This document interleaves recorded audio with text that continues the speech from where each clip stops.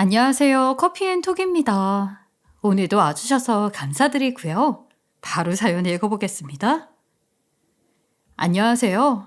제가 이렇게 사연을 보내게 된 것은 제 삶이 정말 책에 나오는 이야기 같아서입니다. 전 세상에서 제일 싫어하는 단어가 바로 기다리라는 말이에요. 이렇게 말하면 주변 사람들은 기다리는 일 없이 어떻게 살 수 있냐며 핀잔을 주기도 했죠. 한국 사람들은 의뢰하는 말로 다음에 밥 한번 먹자, 또 연락할게요, 기다려주세요 등을 인사처럼 하잖아요. 그래서 더욱 사람들이 저를 이해하기 어려워했죠. 하지만 제가 이 단어를 싫어하게 된 이유가 있어요. 그렇다고 주변 사람들에게 제 사정을 이야기하기는 싫어서 그냥 별난 사람으로 남는 선택을 한 경우가 종종 있었어요. 그래서 저는 사람들이 하는 기다리라는 말을 절대로 믿지 않았어요. 혹시라도 듣게 되어도 겉으로는 그냥 알았다고만 했지만 속으로는 그 말을 절대 지킬 리 없다고 생각하곤 했죠. 한편으로는 무시한 일도 있었고요. 이렇게 제가 그 말을 흘려듣는 것을 넘어 무시하게 된 것에는 이유가 다 있어요. 저에게 그 약속을 한 사람들이 그 말을 남기고 제게 돌아온 적이 없었거든요. 몇 개월 일한 뒤에 오겠다던 아버지의 약속은 기다리라는 약속을 저버린 첫 번째 사람이었죠. 아버지는 어려워진 살림에 배를 타서라도 어머니와 저를 먹여 살리겠다며 나갔어요. 말만 들으면 누구나가 이 사람이 정말로 가정적인 사람이구나, 가족을 위한 의지가 높은 사람이구나 싶을 겁니다. 하지만 그렇게 집을 나간 아버지는 두 번 다시는 집으로 돌아오지 않았어요. 심지어 소식도 없었고요. 그래도 어머니는 그런 아버지를 계속 기다리셨어요. 제가 커가면서 점점 들어가는 돈이 많아져도 아버지를 믿고 기다렸죠. 그런 아버지를 잊어야겠다고 생각하기 시작한 것은 아버지가 핸드폰 번호를 바꾸면서였어요. 어느 날 어머니는 그날도 아버지에게 전화를 거셨다고 해요. 그런데 수화기 너머로 들려오는 소리는 평소와 같은 통화 대기음이 아닌 지금 거신 전화번호는 없는 번호입니다 라는 기계 소리였죠. 처음에는 어머니도 내가 잘못 걸었겠지 싶어서 계속 확인을 했다고 해요. 하지만 그녀의 바람에도 아버지는 전화번호도 바꾸고 잠적을 한 것을 알게 되었어요. 우리 가족은 아버지에게 배신을 당한 겁니다.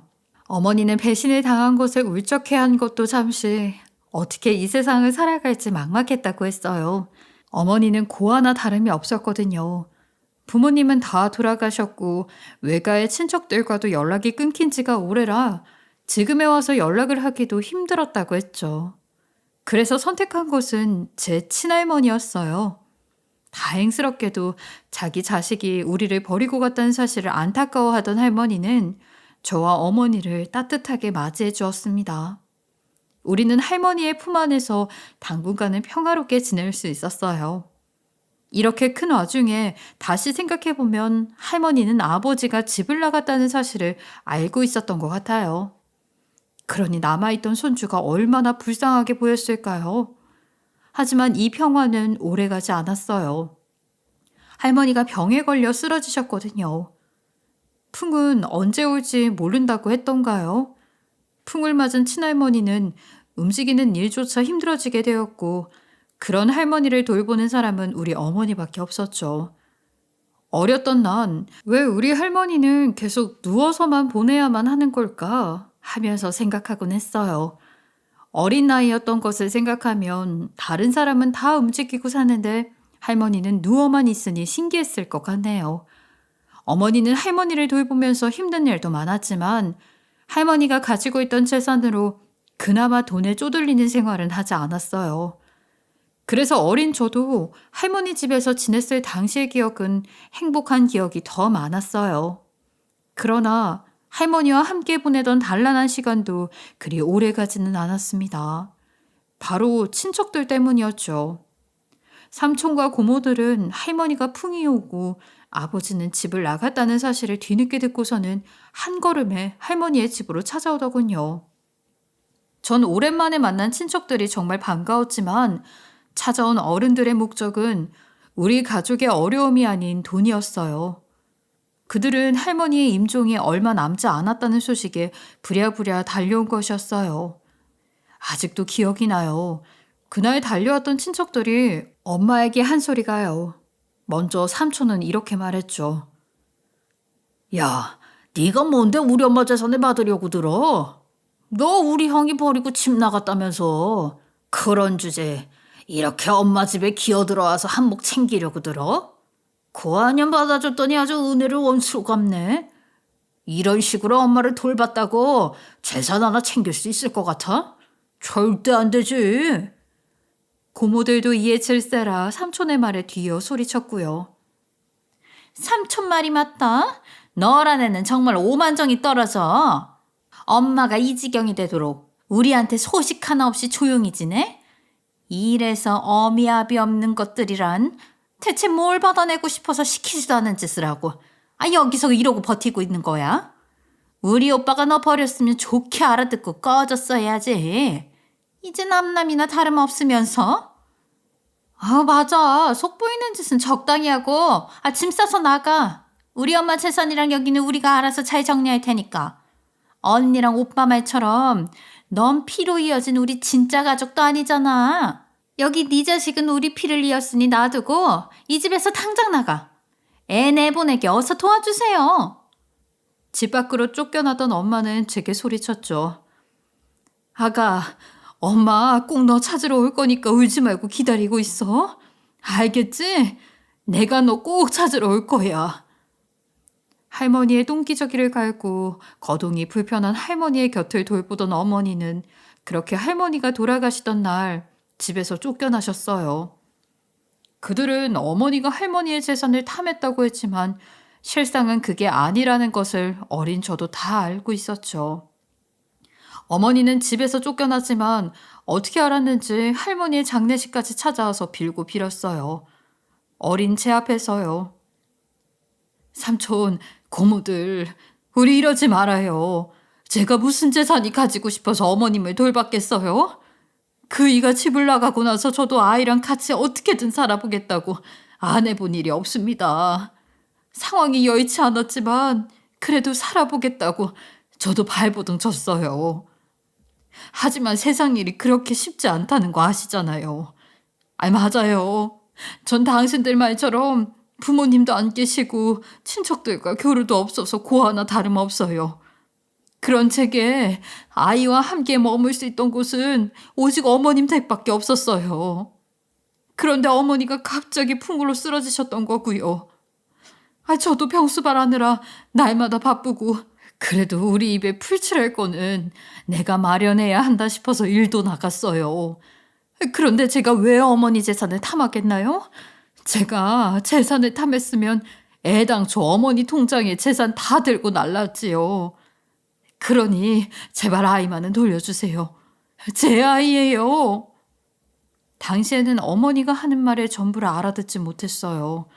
제가 알 수 있었던 것은 어머니가 정말로 절박한 심정으로 소리쳤다는 것이었죠. 그러나 친척들은 그리 만만한 존재들이 아니었어요. 우리가 왜 네 사정까지 알아야 하지? 그리고 네가 애를 데려가고 싶으면 지금 네 쓸모를 여기서 증명해. 네 능력으로 우리 핏줄을 잘 키울 수나 있겠어? 너 같은 고아가 말이야. 그리고 네가 우리 엄마 돈을 노리지 않았다는 걸 증명할 증거도 없이 어떻게 네 말만 믿고 그렇습니까 하고 믿을 수 있겠냐고. 이미 떠나신 분 속 시끄럽게 떠들지 말고 당장 여기서 나가. 고모는 어머니에게 자신의 쓸모를 증명하지 않으면 저를 데려갈 수 없다며 엄마 울면서 어머니를 찾던 저를 절대 놓아주지 않았어요. 옆에서 고모와 삼촌도 고모의 의견에 동조했고요. 어머니는 친척들에게 맹공격을 당하면서도 오직 저를 바라보며 울부짖었죠. 아가, 엄마 말 잊지 마라. 엄마가 널 두고 가고 싶어서 여기서 가는 게 아니야. 그러니까 꼭 엄마를 믿고 기다려주렴. 저는 장례식장 이후로 어머니와 생이별을 하게 되었어요. 바로 친척들의 손에 의해서 말이죠. 한동안은 저도 엄마 하면서 울면서 어머니를 찾았어요. 하지만 이내 내가 이렇게 울더라도 어머니는 나를 찾아오지 않는구나 느끼게 되었죠. 그렇게 제게 기다려달라는 말을 싫어하게 된 두 번째 사건이 끝이 났습니다. 혼자가 된 제가 어떻게 지금까지 살아올 수 있었는지 예상하신 분들 있을까요? 할머니의 장례식이 끝나고 나서 친척들 사이에서는 누가 저를 키우냐 마냐의 문제로 한참을 싸우셨죠. 그러다 결국에는 큰 고모가 저를 맡아서 키우겠다며 제 다음 거처는 제 의사와는 상관없이 큰 고모의 집이 되었고요. 그날 이후로 큰 고모의 집에서 얼마나 많은 눈칫밥을 먹으면서 살았는지 모릅니다. 거기에 제가 큰 고모의 집에서 살기 시작하면서 큰 고모는 틈만 나면 제게 이렇게 말했죠. 네 엄마가 널 데리러 올 것 같아? 그녀는 너 따위는 관심도 없어. 괜한 미련 가지지 말고 그냥 조용히 내 말 들으면서 살아. 내가 들은 바로 네 엄이라는 사람은 이미 딴 남자하고 살림 차려서 잘 살고 있단다. 그 사람이랑 애를 안 가질 것 같아? 그리고 그 애가 태어나면 네가 눈에는 착이나 하겠어? 그러니까 미련 따위는 버려라. 너도 이제 우리 집 식구로서 한 사람 몫은 다 해야 할 것 아니냐. 자기 앞가림은 자기가 할 줄 알아야지. 당시 제 나이는 초등학생이었어요. 큰 고모는 어머니가 이미 다른 남자와 살림을 차렸고 내 엄마가 아니니 관심도 가지지 말라는 말을 밥 먹듯이 했죠. 그렇지만 어린 저는 어머니를 믿지 않을 수 없었어요. 어머니의 마지막 눈빛은 아직도 기억에 남을 만큼 강렬했으니까요. 그래서 전 그런 큰 고모에게 매번 반항을 했어요. 고모가 뭘 알아요. 우리 엄마는 절대로 나 데리러 올 거라니까요. 엄마 자꾸 나쁜 사람처럼 말하지 마세요. 하지만 제 의지가 처음으로 꺾이게 된 날이 왔죠. 저랑 큰 고모의 둘째 아들은 같은 중학교를 다녔거든요. 그 자식이 어떤 말을 큰 고모에게 들었는지는 모르겠지만 학교에 이렇게 소문을 내고 다녔어요. 쟤는 부모도 버리고 간 고아래요. 부모도 없이 자라서 우리 집에서 빌어먹고 있는 기생충. 그래서 맨날 용돈도 우리 엄마한테 빌면서 타서 쓰고 밥도 구걸해서 먹는데요. 자기 엄마가 본인을 찾으러 올 거라는 기대감에 사로잡힌 고아. 아무런 희망도 없는데 매일매일 기도하면서 잔대요. 이 말은 거짓은 아니었어요. 전 어머니가 나를 찾으러 올 거라는 희망에 매일 기다리고 또 기다렸으니까요. 그러나 이 말을 들은 친구들은 점점 저를 없이 사는 거지에 고아라고 놀리기 시작했죠. 놀림을 당하고 나니 속에서는 응어리가 생기더군요. 이 모든 일이 어머니가 날 두고 가서 생긴 것이라고 기다리라고 말하지만 않았으면 내가 당신을 기다리면서 이런 놀림을 당할 이유도 없을 거라고 말이죠. 전 처음으로 어머니란 사람을 미워하기 시작했어요. 그러다 고등학생이 되고 나서는 큰 고모의 말을 인정하게 되었어요. 이렇게 오랜 시간이 지났는데도 어머니는 저를 만나러 한 번도 오지 않았으니까요. 저와 같은 처지에 있는 사람이라면 누구든지 나 같은 결정을 내렸을 것이라 생각해요. 어렸던 저는 마음에 더 깊은 상처를 입었고 기다려라는 말은 제게 기다리지 마라. 나는 널 속이기 위해 이런 말을 하는 것이다. 와 같은 의미를 가지게 되는 경험이 되었죠. 포기를 하니 마음은 전보다 훨씬 편해지긴 했어요. 그렇다고 제가 어머니가 나를 찾을 것이라는 기대를 모두 저버린 것은 아니었어요. 언젠가는 그녀도 나를 찾아올 것이라고 마음 한구석에서는 어머니를 믿고 있었죠. 솔직하게 이제는 그냥 빨리 큰 고모 집에서 독립하고 싶다는 생각이 더 컸던 것 같기도 하네요.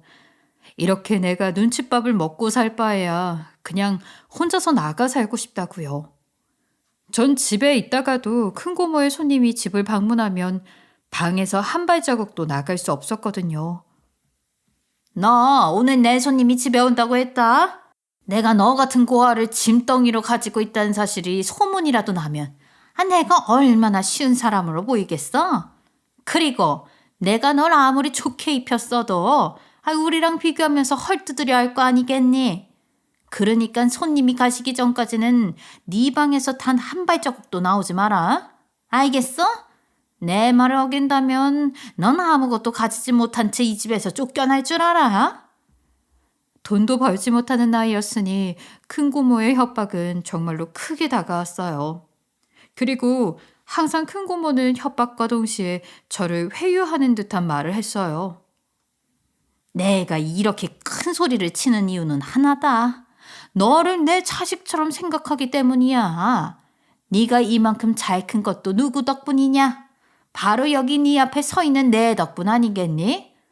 내가 아니었으면 그때 네 할머니 장례식장에서 너를 데리고 갈 사람이 있었겠어? 그때 기억이 날지는 모르겠지만 내가 아니었다면 아무도 너를 챙기려고 하지 않았다. 내가 있었기에 네가 이만큼이나 편하게 자랄 수 있었던 거야. 그러니까 넌 크면 내게 효도하면서 살아야 해. 알겠어? 그러니 내가 하는 말 잘 들어야 되겠지? 이런 말을 하면서 항상 저를 세뇌시켰죠. 어른이 된 다음에 큰 고모의 행적을 더듬어 보니 이게 말로만 듣던 가스라이팅이 아니면 뭐겠냐 하는 생각이 들었거든요. 아직 성인이 되지 못한 청소년에게 이런 식의 반복적인 주입은 세뇌라 말할 수밖에 없었죠. 전 그렇게 큰 고모의 집에서 큰 고모에게 실망하면서도 큰 고모를 미워할 수 없는 상태가 되어버리고 말았어요. 20살이 된 저는 대학교도 포기한 채로 죽어라고 일을 했어요. 몸이 부서질 것 같아도 일을 나갔죠. 하루라도 빨리 큰 고모의 집을 벗어나고 싶었거든요. 대학교야 나중에 사정이 나아지면 갈 수 있는 곳이기도 하니까. 지금은 집을 벗어나기 위해서 하루도 낭비할 수 없다는 심정이었죠. 이때 저는 안 해본 일이 없을 정도였어요. 구인구직 사이트를 하루 종일 쳐다보면서 할 수 있는 곳에는 어디든 이력서를 넣었죠. 그렇게 시작한 일은 백화점 주차요원이었어요. 사실 더 큰 돈을 벌 수 있는 방법이 없지는 않았어요. 공장과 같은 곳에서 12시간씩 일을 하면 월 300만 원 가까이는 벌 수 있었으니까요. 하지만 제가 백화점 주차요원을 선택한 이유는 따로 있었습니다. 바로 큰 고모의 집에서 너무 멀어지고 싶지는 않았기 때문이에요. 혹시라도 멀리 나가서 살다가 어머니가 나를 못 찾을까 싶어 너무 두려웠거든요. 내적으로는 어머니가 나를 찾아오지 않을 것이라고 생각하면서도 생각은 쉽게 어머니와의 만남을 버리지 못했죠. 다행스럽게도 어렸던 저도 회사에서 잘 적응할 수 있었어요. 친척들과는 다르게 입사할 당시 나이도 제일 어리고 막내였던 저를 형이나 누나들이 가족처럼 챙겨주었거든요.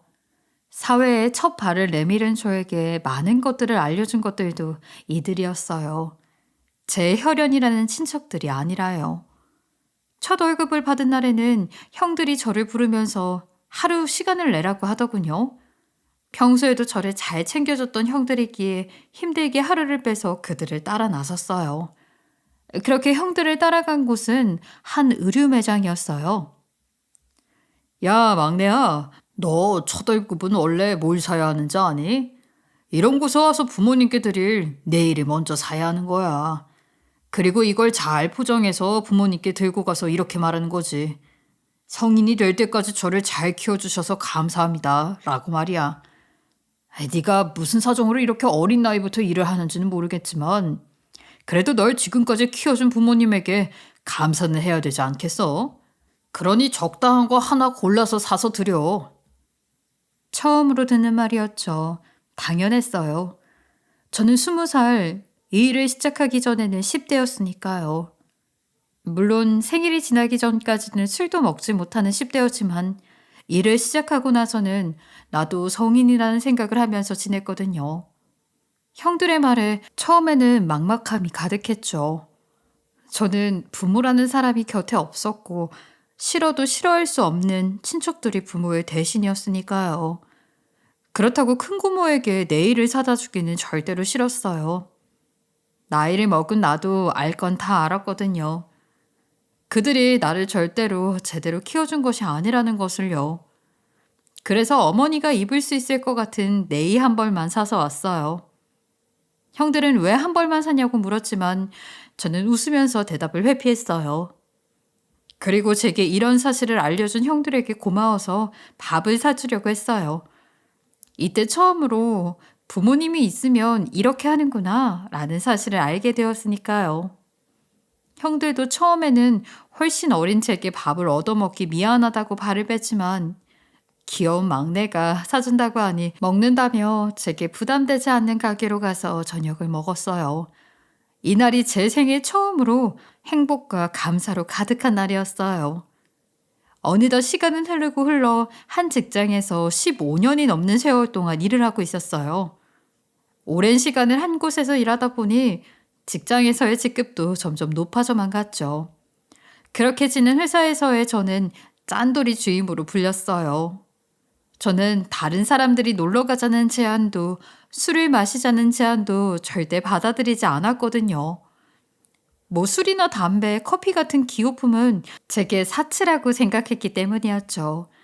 그래도 사람들과 어울리는데 필요한 최소 금액은 항상 사용하면서 관계를 유지하기 위해서 힘은 썼어요. 그게 사회생활이라는 것을 알고 있으니까요. 제가 이렇게 돈을 아끼게 된 데에는 다 이유가 있었어요.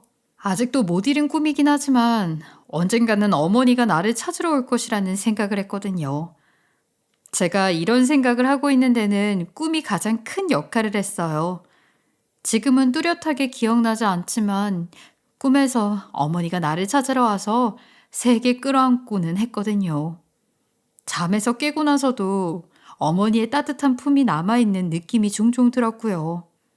그래서 어머니의 꿈을 처음으로 꾼 뒤로는 어머니를 위한 적금도 열심히 들었어요. 내가 나이가 들었듯이 어머니도 나이가 들어서 어딘가 편찮으실지도 모른다는 생각이 들었으니까요.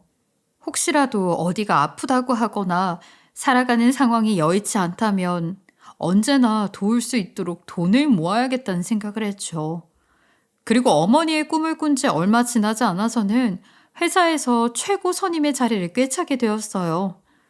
회사에서는 이제 과장님으로 불리면서 생각보다 높은 연봉을 받게 되었어요. 하지만 그만큼의 책임도 따르는 자리에 부담감은 전보다 더해지긴 했죠. 그런 제가 맡은 구역은 백화점에서도 가장 까다롭다는 VVIP 주차 구역이었어요. 백화점에서는 최고 고객인 만큼 직급이 높았던 제가 직접 관리하게 되었죠.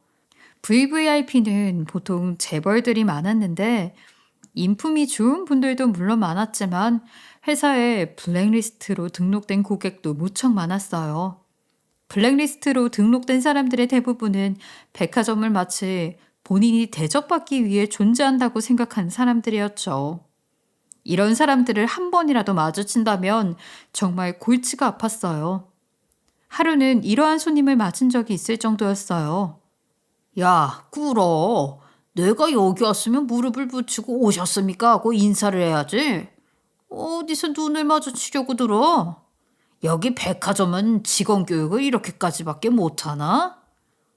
이런 말은 거의 천사에 속할 만큼 수위가 낮은 말이고 더한 사람은 여기에 말하지도 못할 만한 사람들이 많았어요.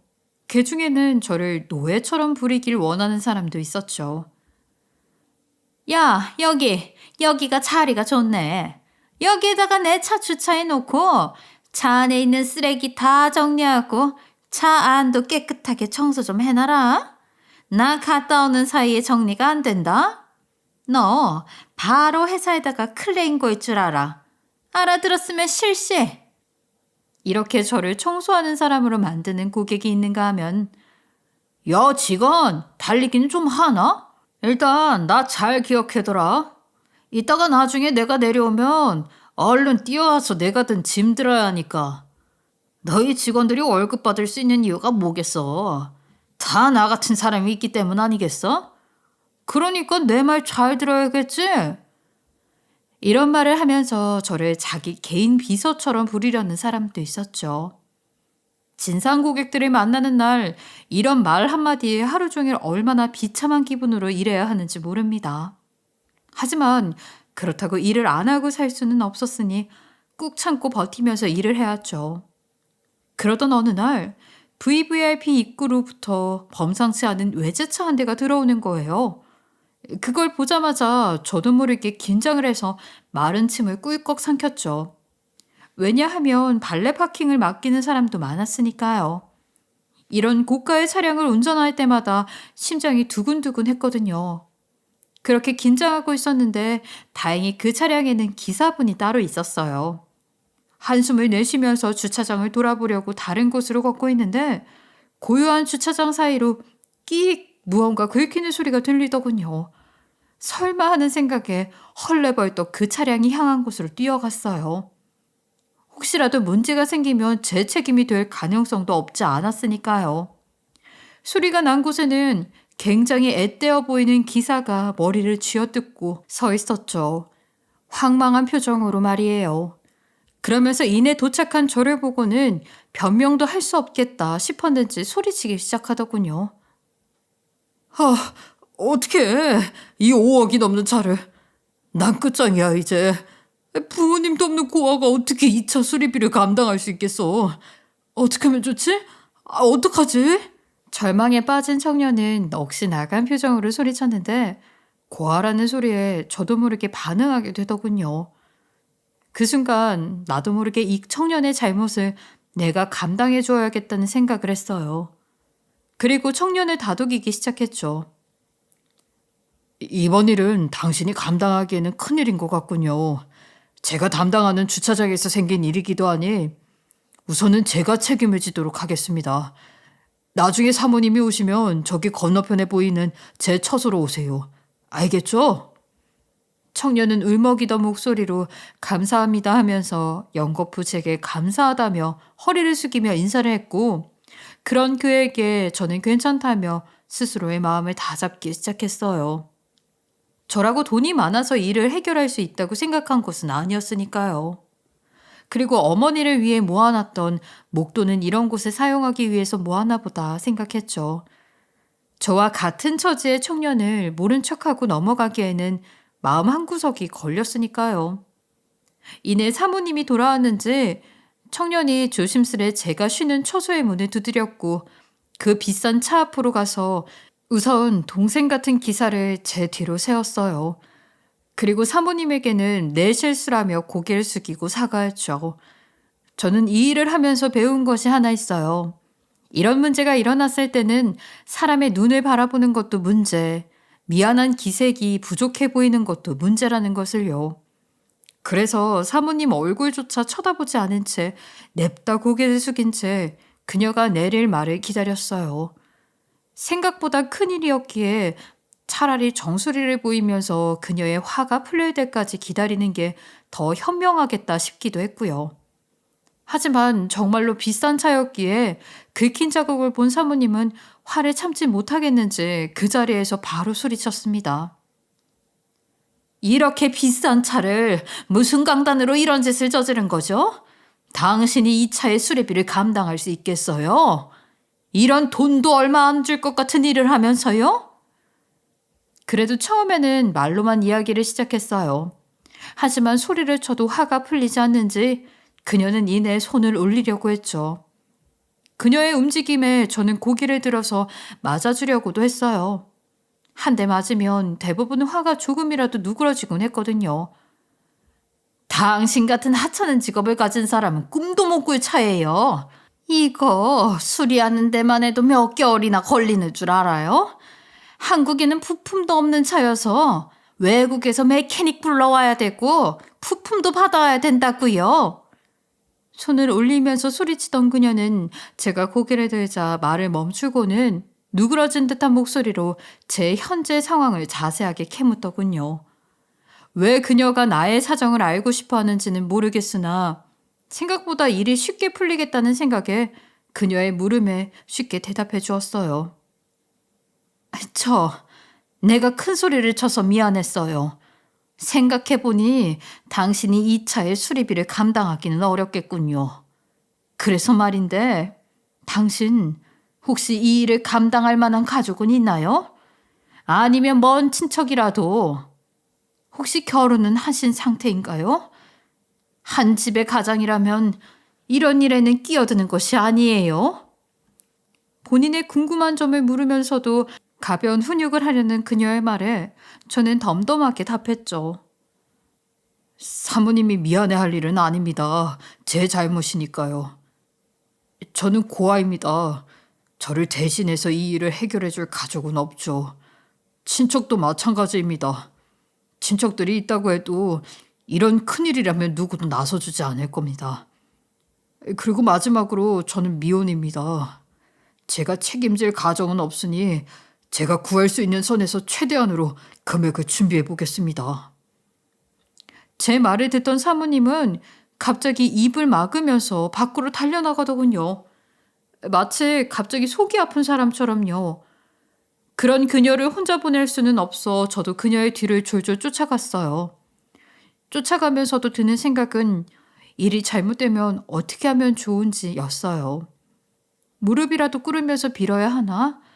아니면 내가 가진 돈 전부를 말하고 호소를 해야 하나? 별의별 생각을 다 했죠. 하지만 제 입에서 나온 소리는 단 한마디였어요. 바로 죄송합니다였죠.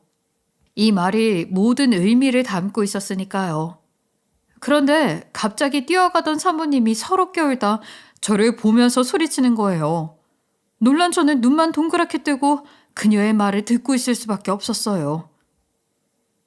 죄송하기는 뭐가 죄송하다는 거야. 여기서 죄송한 사람이 왜 너라고 생각해. 그리고 네가 왜 고아야. 너한테는 가족이 있잖아. 엄마라는 가족이 있잖아. 내가 너를 얼마나 찾았는지 아니? 내가 빨리 못 찾아서 이렇게 너를 바라볼 면목조차 없는데. 그런데 왜 자꾸 네가 죄송하다고 말하는 거야? 도대체 뭐가 죄송한데? 전 이렇게 소리치는 그녀가 무슨 말을 하는지 도저히 알 수 없었어요. 생전 기다려도 볼 수 없었던 어머니가 있다는 사실을 오늘 처음 본 여자가 어떻게 아는 것인지 혼란스러웠거든요. 그렇게 서 있던 저를 잡으며 그녀는 다시 소리쳤어요. 내가 네 엄마야. 내가 바로 네 엄마라고. 내 아들, 내가 너무 늦어서 미안해. 내가 더 미안해. 너를 한 번에 알아보지 못해서 미안해.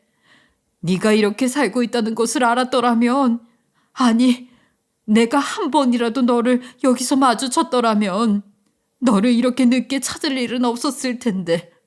내가 미안하다. 미안하다, 내 아들. 그녀의 말에 평소에는 나오지도 않던 눈물이 두 눈에 흘렀어요. 그녀가 내 손을 잡은 순간부터 정말 아이처럼 울었죠.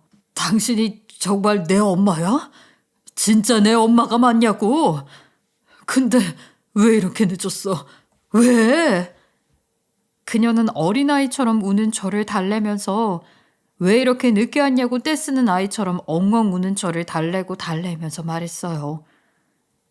내가 늦어서 정말 미안해. 우리 아들이 이렇게 가까운 곳에서 기다리고 있었는데 몰라봐서 미안해. 내가 너에게 정말 할 말이 없다. 그래도 이것만은 알아줘. 내가 너를 얼마나 애타게 찾고 있었는지를, 너를 지금도 이렇게 사랑하고 있다는 것을. 전 이게 사실인지 꿈인지 몰라서 그녀를 붙잡으면서 몇 번이고 물었어요. 지금 이건 꿈이 아니죠. 현실인 거죠. 이게 꿈이라면 저는 정말 앞으로 살아갈 힘이 없어요. 그러니까 제발 꿈이라고 말하지 말아주세요. 이런 제 반복적인 물음에도 그녀는 저를 안으며 등을 토닥이면서 말해주었어요. 이건 꿈이 아니라고. 네 앞에 서 있는 나는 현실이라고 말이죠. 이때 저는 근무지를 이탈했다는 사실도 잊은 채 그녀의 앞에서 1시간가량을 울었던 것 같아요. 울다가 지쳤을 때쯤은 민망함이 몰려오기 시작하더군요. 다 큰 남자가 한 여성에게 매달리면서 울고 있었으니까요. 어머니도 제가 울음을 그친 것을 보고는 오늘 일은 언제 끝나느냐 물었어요. 전 끝나는 시간을 알려주었고 어머니는 저를 기다리겠다며 근처 카페의 주소를 주고 마저 일을 하고 오라며 돌아서서 나갔죠.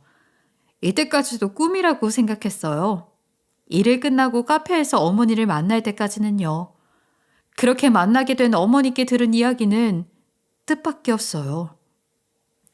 내가 네 큰 고모라는 사람의 집에 매번 찾아갔었어. 그때마다 그 사람은 네가 집에 없다면서 오히려 나를 잘 키우고 싶으면 양육비를 내놓으라며 나를 협박했지. 그리고 내가 양육비를 가지고 가면 네 사진만 보여주면서 네가 잘 지내고 있다고, 다음에도 사진을 받고 싶으면 지금보다 더 많은 돈을 가지고 오라고 말했었어. 큰 고물을 해마다 찾아오던 손님은 바로 어머니였던 거예요. 그래서 내게 밖으로 나오면 쫓아내겠다고 으름장을 냈던 거고요. 그렇게 찾아온 어머니에게는 저를 키우기 위한 양육비를 목적으로 많은 돈을 요구했다고 해요. 처음에는 양육비라고 부른 돈들을 감당할 수 있었어. 그런데 네가 커가면서 들어가는 돈이 많아진다면서, 네가 20살이 되었을 무렵에는 무려 1억이라는 돈을 가지고 오라고 하더구나. 네가 대학에 들어갔으니 그 비용은 줘야 하지 않겠냐고. 나는 그래도 혈육이라 큰 고모가 너를 잘 돌보고 있을 줄 알았다. 그렇게 네가 대학교를 졸업할 무렵에는 거의 아파트 한 채의 값을 가져오라고 했어. 이제는 졸업도 한 너를 위해서 곧 결혼을 하지 않겠냐며 나를 압박했거든. 정말로 얼토당토 않는 금액이었지만 나는 마련하기 위해서 노력할 수밖에 없었어. 내가 너를 만날 수 있는 길은 이것뿐이라고 생각했거든. 너를 만나고 지금까지 생각해보니 자식이라고는 너 하나밖에 없는 내게 혈육이라고는 너 하나인 내 처지를 알고 있었으니 이렇게 협박을 한 것 같구나. 큰 고모는 저를 빌미로 어머니에게 엄청난 돈을 가져가고도 어떻게든 더 돈을 뜯어내기 위해서 많은 이유를 붙였다고 했어요.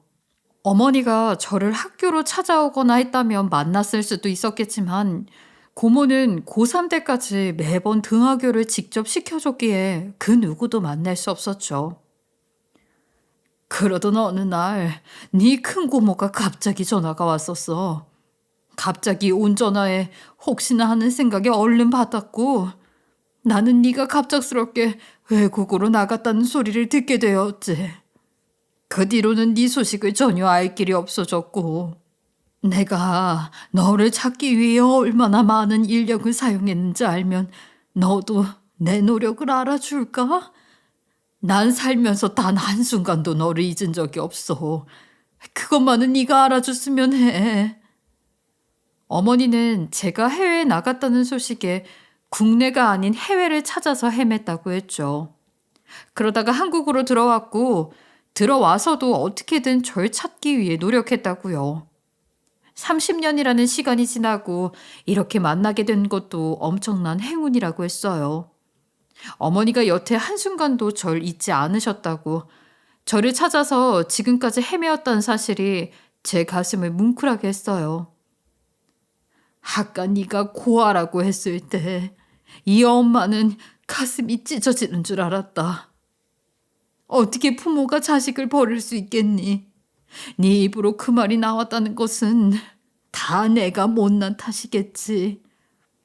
어머니는 제가 고아라고 생각하며 살았다는 사실에 수많은 죄책감을 느낀 듯 했어요. 그런 어머니를 안고 저는 다시 눈물을 흘릴 수밖에 없었어요. 어머니도 우는 저를 안고는 함께 울었죠. 그리고 우리는 어머니가 현재 살고 있는 집으로 함께 향했어요. 그렇게 도착한 어머니의 집에는 대문을 들어서자마자 보이는 것들이 있었어요. 바로 돈 대신으로 받았다는 제 사진들이었습니다. 제 사진으로 가득한 모습을 보고 다시 눈물이 흘렀고, 그런 저를 데리고 그녀가 향한 곳은 방이었어요. 여기는 네 방이야. 내가 너를 생각하면서 이것저것으로 꾸미다 보니 이렇게 되었지. 이때 깨달았어요. 그녀는 평생 나를 생각하며 살았구나. 나는 버림을 받은 것이 아니었구나. 그리고 들어보니 같은 상황에 놓인 친구도 근처에 살고 있다고 하더군요. 그렇게 서로 의지하면서 사업도 함께 했고, 어머니와 집, 자동차도 같이 쓰면서 지내는 중이라고요. 그녀는 아들이 아닌 딸을 잃어버렸다고 해요. 전 어머니를 만난 날부터는 어머니와 함께 살면서 매일이 행복한 시간을 보내고 있습니다. 얼마나 행복한지 어머니가 해준 밥으로 찌운 살이 무려 7kg가 넘을 정도예요. 행복에 불어난 살이라 그런지 주변에서도 그런 제 모습이 전보다 훨씬 보기 좋다고 하더군요. 또 요즘에는 근처에 사는 이모의 일까지 한마음으로 도와드리고 있어요. 30년 만에 만난 우리를 보고는 이모도 희망을 잃어버리지 말라고요. 언젠가는 이모의 딸까지 찾아서 함께 살 날이 오지 않겠어요? 제 기구한 이야기를 끝까지 들어주셔서 감사합니다. 세상에 저와 같이 부모와 생이별을 한 사람들도 많을 것이고 그들을 찾고 싶어 하는 사람도 많을 거예요. 그래서 그들에게 말하고 싶어요. 저처럼 끝까지 포기하지 말라고요. 언젠가는 인연을 찾을 수 있을 것이라고 말이에요. 그리고 저와 엄마에게 30년이 넘는 세월 동안 가슴 아프게 했던 고모에게는 이 시시비비를 따지지 않기로 했어요. 어쨌든 저를 키워는 주신 분이었으니까요. 참 씁쓸한 관계로 끝이 난 것 같아 아직까지도 말로 표현할 수 없는 감정이 들긴 합니다. 고모도 언젠가는 본인이 잘못했던 일들을 반성하는 날이 오겠죠. 지금까지 커피앤톡이었습니다. 오늘도 끝까지 함께 해주셔서 감사하고요. 다음 영상으로 또 찾아뵙겠습니다.